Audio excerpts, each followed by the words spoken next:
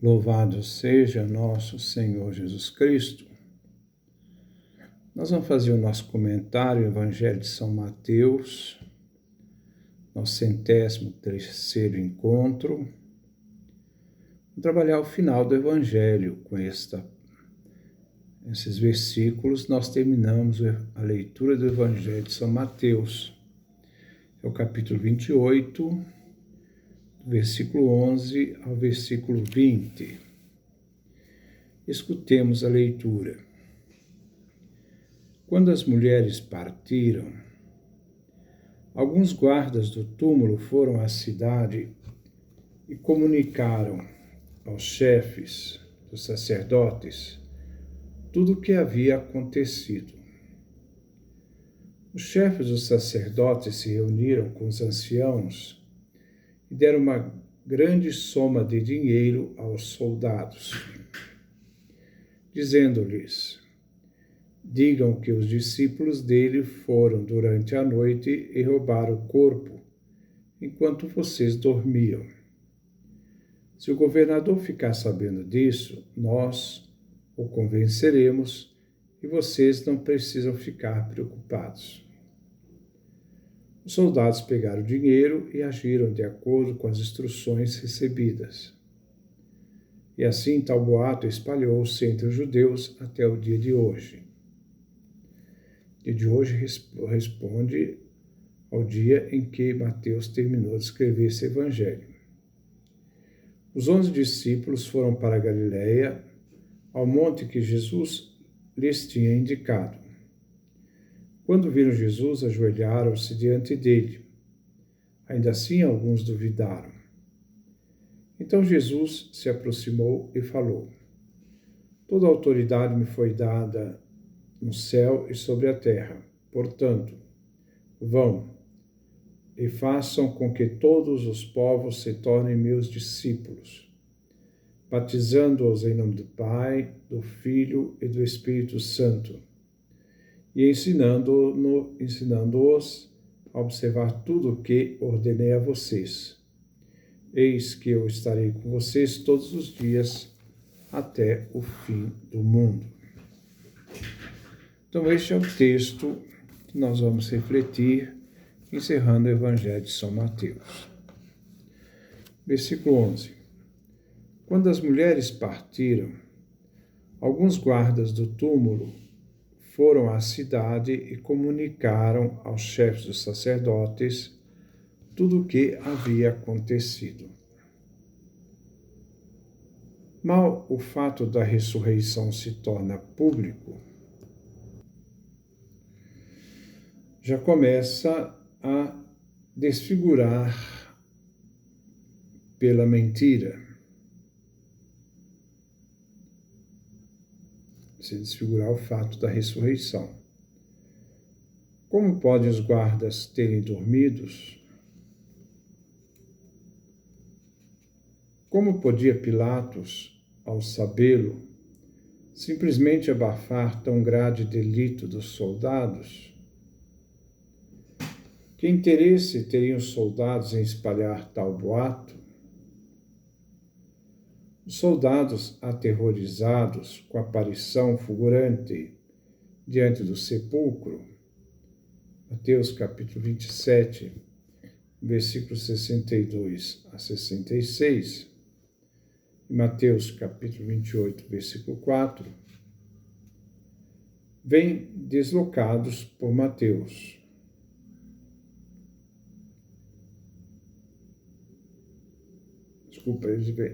Eles vêm destacados por Mateus. Eles foram relatar o acontecido aos chefes dos sacerdotes, aquilo que havia acontecido. Os soldados aqui, eles se opõem às mulheres evangelistas, comunicadoras da boa nova da ressurreição. Enquanto elas têm a missão de anunciar a Jesus, de anunciar aos discípulos que Jesus ressuscitou, os soldados têm a missão de comunicar tudo o que aconteceu aos sumos sacerdotes. Eles testemunharam o que havia ocorrido e vão às autoridades anunciar. Eles recebem a notícia, as autoridades recebem a notícia como desastrosa. O chefe dos sacerdotes, capítulo 12. Os chefes dos sacerdotes se reuniram com os anciãos e deram uma grande soma de dinheiro aos soldados. Além de subornar os soldados, as autoridades pedem para que eles mintam, negando o que tinha acontecido, oferecendo assim um álibi pela falta de cumprimento do dever, que poderia resultar em pena máxima. As autoridades religiosas que acusavam Jesus de enganar e desencaminhar o povo recorrem agora ao engano e mentiras. Seus corações maus se manifestam em ações de assassinato, falso testemunho e difamação. Fica evidente que os sumos sacerdotes e o sinédrio são falsos pastores. Vemos os soldados receberem subornos. É o dinheiro que compra pessoas e a verdade. Pelo dinheiro, Judas entrega Jesus. Pelo dinheiro, os soldados mentem. Versículo 13. Dizendo-lhes: digam que os discípulos dele foram durante a noite e roubaram o corpo enquanto vocês dormiam. As autoridades querem tirar a responsabilidade da morte de Jesus e agora também do túmulo vazio. Eles então encontram artimanhas políticas através do suborno. Os sumos sacerdotes e o sinédrio inventam uma história do roubo do cadáver pelos discípulos, aproveitando a oportunidade do sono dos soldados. Versículo 14. Antes de comentar isso, se a pedra foi rolada, deve ter sido uma obra grandiosa, deve ter feito barulho, como os soldados não acordaram. Versículo 14. Se o governador ficar sabendo disso, nós o convenceremos, e vocês não precisam ficar preocupados. Entre aqueles que detêm o poder, os poderosos, sempre é possível ajustar e contornar as coisas. Mesmo as mais falsas mentiras encontram a solução no meio dos poderosos, mesmo que seja na decisão da morte de alguém. Assim, as autoridades judaicas se afundam na mentira e cegueira, fechando os olhos à verdade conhecida. Versículo 15. Os soldados pegaram dinheiro e agiram de acordo com as instruções recebidas. E assim, tal boato espalhou-se entre os judeus até o dia de hoje. Os líderes judeus se tornaram mestres do pecado. A falência espiritual que procura mascarar seu vazio com poder financeiro. Sabemos que a comunidade cristã de Mateus foi excomungada pela sinagoga em Jamnia, ainda que continuasse mantendo um diálogo polêmico com a igreja. Quando Jerusalém foi destruída no ano 70, Johann ben Zakkai conversou com Tito, oferecendo a neutralidade dos fariseus na entrada de Tito em Jerusalém, onde Tito vai destruir o templo. Ele havia pedido a Tito que eles pudessem continuar a difundir a Torá. Mas, diante da destruição do templo, os fariseus foram para essa cidade, Yamnia, e lá eles fundaram um sinédrio, com 72 anciãos, que então, a partir dali, assumiram o judaísmo. Então, essa cidade, inclusive, foi ali que teve um concílio judeu, onde foi definido o cânon do Antigo Testamento. Então,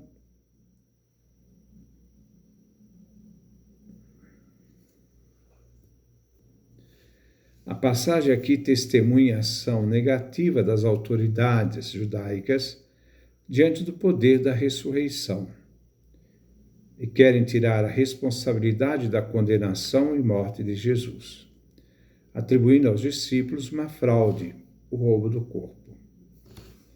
Versículo 11. Os 11 discípulos foram para Galiléia, ao monte que Jesus lhes tinha indicado. Os 11 discípulos vão para Galiléia como que voltando ao começo e abandonando Jerusalém, onde foi só para morrer. Sobe ao monte, lugar de manifestação, em ascensão simbólica, como havia subido no discurso da montanha e na transfiguração. Os 11 representam a igreja nascente. A montanha, é impossível de ser identificada. Monte Tabor, em Mateus capítulo 17, versículo 1, não se sabe. Os 11 se agrupam em torno do Mestre. Os 11 aqui, nós devemos pensar, que um deles falta, é o triste fim de Judas Iscariotes. A igreja nascente se reúne para escutar a revelação definitiva de Jesus. Versículo 17. Quando viram Jesus, ajoelharam-se diante dele, ainda assim alguns duvidaram. Os discípulos prostram-se em ato de adoração. Contudo, a fé de alguns não parece isenta de dúvidas e incertezas. O foco da cena é Jesus, que vem confrontado com os discípulos. Da mesma forma, das mulheres, Jesus é adorado, ajoelhar diante dele. Mateus capítulo 28, versículo 9. Reconhece a realeza de Jesus, mas ao contrário das mulheres, alguns duvidaram. Os discípulos estão amedrontados, com uma fé vacilante, insuficiente, não estando seguros do que a ressurreição significa. Assim, a adoração dos discípulos demonstra a fé deles, ainda que permeada de dúvidas. Como Pedro, que caminha nas águas, a fé está sempre imbuída de medo e dúvida. Mateus capítulo 14, versículo 31. Há pouca fé chamada por Jesus a se tornar grande. Versículo 18. Então Jesus se aproximou e falou: toda a autoridade me foi dada a mim, toda a autoridade foi dada a mim no céu e sobre a terra. É o Pai aquele que confere autoridade ao Filho nas coisas criadas, céu e terra. Autoridade esta que é a autoridade do reino de Deus. Na tentação do deserto, Jesus não quis receber do demônio o domínio dos reinos do mundo. Mateus capítulo 4, versículo 9 a 10. Agora diz que é o Pai que lhe confere poder. Jesus recebe a autoridade de Deus como filho muito amado, ele que foi fiel até a cruz, aos projetos do reino de Deus. Jesus tem autoridade não só sobre Satanás, mas também sobre aqueles que o mataram, colocando-o numa cruz. Jesus que recebeu os poderes para perdoar, Mateus capítulo 9, versículo 6, poder de ensinar, Mateus capítulo 21, versículo 23, poder sobre as doenças e demônios, tem todo o poder sobre a criação. Versículo 19. Portanto, vão e façam com que todos se tornem meus discípulos, batizando-os em nome do Pai, do Filho e do Espírito Santo. Jesus envia os discípulos à missão a todos os povos, não mais só aos judeus, mas agora a todos os povos. Chama missão ad gentes, aos povos. Eles têm a missão universal de ensinar, não para serem mestres de muitos discípulos, mas para fazer discípulos. O sinal do discipulado de pertença é o batismo, em nome da Trindade Santa. Batizar em nome refere-se aqui a uma relação pessoal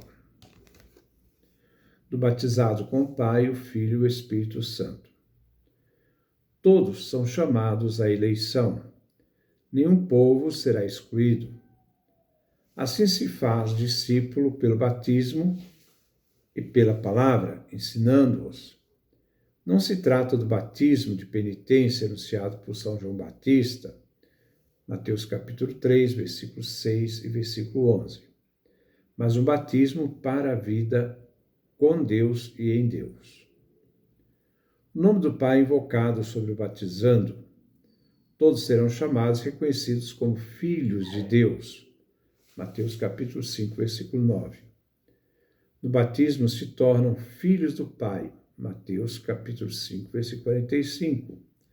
Buscando ser perfeitos como o Pai do céu é perfeito. Mateus capítulo 5, versículo 48.